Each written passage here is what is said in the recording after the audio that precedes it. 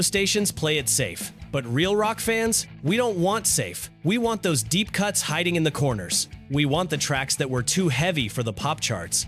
Today, I have prepared 10 songs for you. These aren't just good songs. These are masterpieces that the radio forgot, but we certainly didn't. Let's get started. Number 10, Zebra. Tell Me What You Want.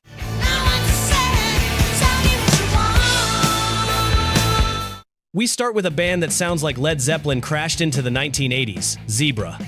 If you lived in New York or Louisiana in 1983, you definitely know this song. And Tell Me What You Want is their absolute masterpiece. Just listen to that opening acoustic guitar.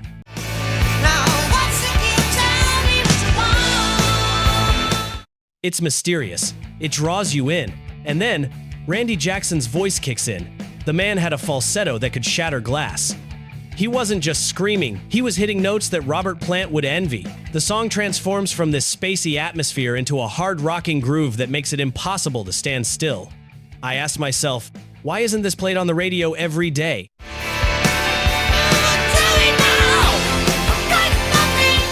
Maybe it was too weird for the pop crowd. But when you hear that chorus, you realize that Zebra deserved to be playing stadiums, not clubs. Number 9, Triumph. Magic Power.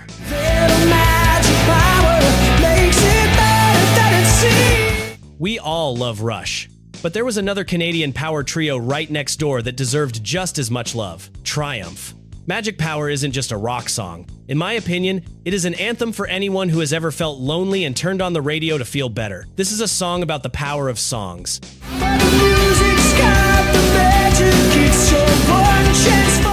The production is massive. Rick Emmett is arguably one of the most underrated guitarists and vocalists of the entire decade. His voice is pure, clean, and full of emotion. When the song breaks into that fast-paced middle section, it feels like freedom.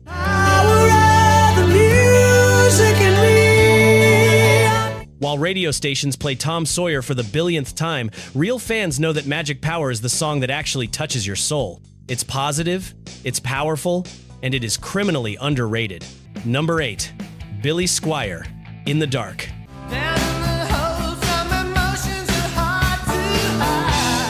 Okay, we have to address the elephant in the room. Most people say Billy Squier's career was ruined by that famous Rock Me Tonight video. You know the one, the dancing, the pink shirt. It was a disaster. But because of that video, people forgot that Billy Squier was a rock genius. And In the Dark proves it. Forget the video. Close your eyes and just listen to the music.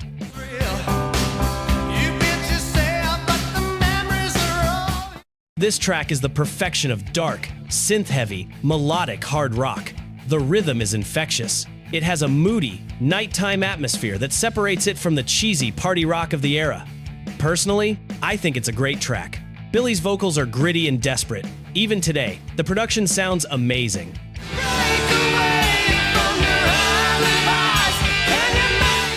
It's a tragedy that a man writing songs this good disappeared because of one bad marketing decision. In the Dark deserves to be mentioned in the same breath as any Foreigner hit. It was top-tier 80s rock. By the way, if you are enjoying these deep cuts, please don't forget to subscribe right now. Let's move on to the next track. Number 7, Crocus, Screaming in the Night.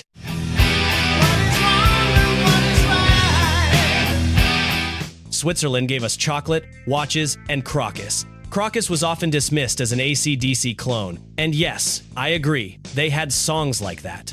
But Screaming in the Night, that was something else. This is arguably the best power ballad of 1983, and nobody talks about it. Mark Storace's vocal performance here is insane. He starts with a menacing whisper and rises to a scream worthy of the song's title.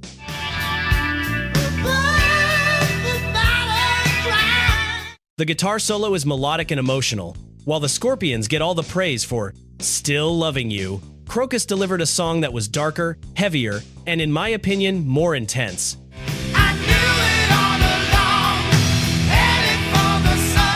If this song comes on the radio, you don't change the station. You turn it up until the speakers rattle. Number 6, Yesterday and Today, Mean Streak. So much I don't wanna see a mean streak. If there is one band that defines the word underrated, it is Yesterday and Today. Dave Meniketti might be the most overlooked frontman in rock history. He played guitar like Eddie Van Halen and sang like Sammy Hagar. The guy was literally a double threat. Mean Streak is the proof. Look at that riff. It's dirty, it's aggressive, it grabs you by the throat immediately.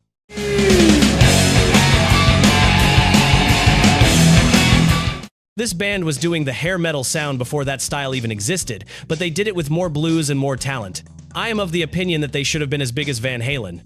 They had the songs, they had the look, but for some reason, the stars never aligned. I mean, they could have risen a bit higher.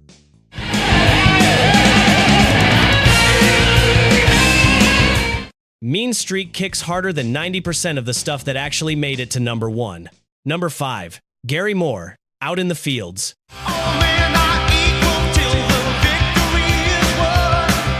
In America, Gary Moore is known as the blues guy, but in Europe, and to true rock historians, he was a pioneer of hard rock.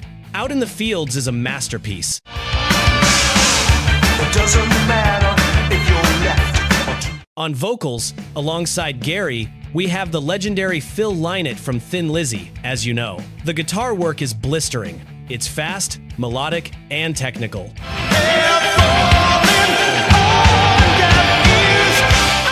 Gary Moore plays with an intensity that makes you want to pick up a guitar and practice for 10 years. The song has a hook that you won't be able to get out of your head for days. In my opinion, Out in the Fields is the perfect blend of heavy metal power and pop melody. Number 4. Tesla, Modern Day Cowboy.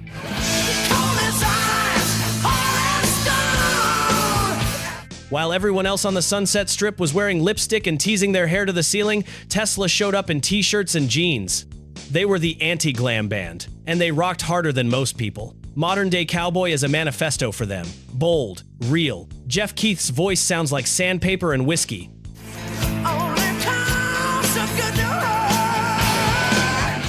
The dual guitar work feels like it belongs in the 70s, not the polished 80s. The radio plays Love Song or Signs. Those are great. But Modern Day Cowboy is where Tesla showed their teeth. It's a song about the harsh reality of the world, delivered with zero gimmicks. It kind of proves that you didn't need hairspray to make it in the 80s. You just needed riffs. Number 3. Blue Murder, Valley of the Kings.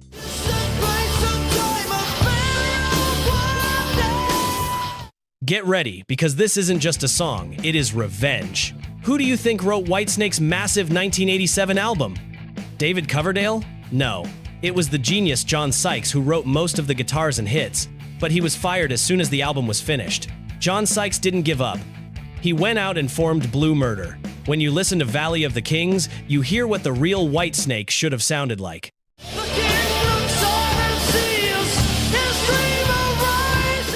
Massive drums, a Led Zeppelin-style groove, and Sykes' incredible vocals. Yes, the man plays guitar like Eddie Van Halen and sings like a rock pioneer at the same time.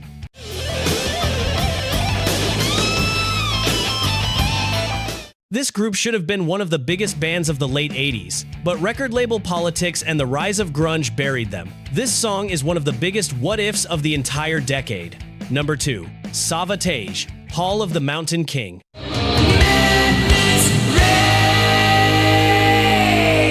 This wasn't just a rock song, it was literally heavy metal theater. Hall of the Mountain King is terrifying. It starts with that slow, creeping riff. And then, John Oliva, the Mountain King himself. His voice transforms from a growl into a shriek that sounds like a villain from a horror movie.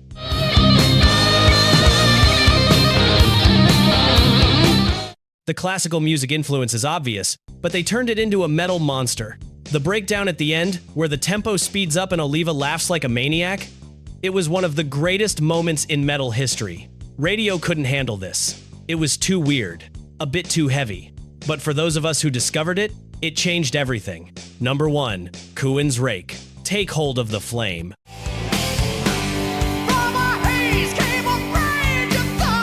And here we are at number 1, the song proving that the 80s wasn't just about party rock. Queensrÿche. Before they hit it big with Silent Lucidity, they were a pure, progressive metal powerhouse, and Take Hold of the Flame was their peak. Just listen to Jeff Tate. Seriously, look at that opening note. He holds it for what feels like forever. The control, the power, the vibrato. He was arguably the best vocalist of the entire decade. And it wouldn't be bad if we encountered this song more on the radio. The song is epic. It's inspiring. It feels like you are going into battle. To see the distant signs of... It wasn't a pop hit. You couldn't dance to it, but it represents the absolute peak of what 80s musicianship could achieve. It is a vocal masterclass that makes most modern rock singers sound like they are whispering. So there you have it, 10 songs that prove the 1980s were about way more than just the top 40. These bands didn't always get the stadium tours or the Grammy Awards, but they wrote music that has stood the test of time better than half the stuff that went platinum. Now I want to hear from you.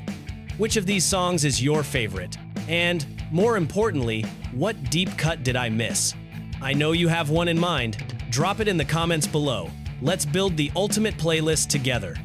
Don't forget to like and subscribe if you want to keep rock history alive. Turn it up loud. See you next time.